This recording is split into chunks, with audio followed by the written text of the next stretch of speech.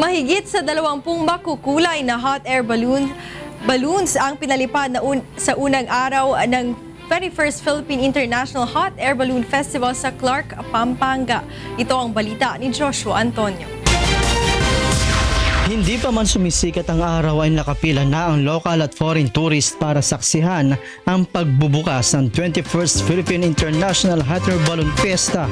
Mahigit 20 makukulay at iba't ibang disenyo ng hot air balloon ang nasaksihan ng mga turista dito sa Clark, Pampanga. Iba-iba ang hugis at kulay ng hot air balloons. May kulay ng bandila ng Pilipinas, may hugis bahay, kotse at meron pang kalarawan ni Master Yoda. Tampok rin sa nasabing event ang paragliding, air show ng mga eroplano at kite flying. Yes, first time. Okay, we are enjoying. We had so much fun. It's been a good experience. I've really enjoyed it. Samantala, nilinaw naman ng Department of Tourism at event organizers na hindi ito ang huling pagsasagawa ng Hot Air Balloon Festival sa Pampanga.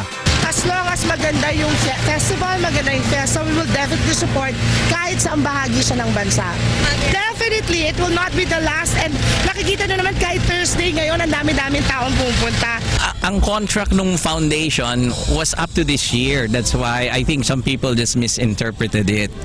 But well, you heard our BCDA president that he would love to continue. Inaasahang aabot sa mahigit 50,000 local at foreign tourist ang dadagsa sa festival na tatagal hanggang February 12, araw ng linggo. Joshua Antonio, UNTV News and Rescue, Pampanga.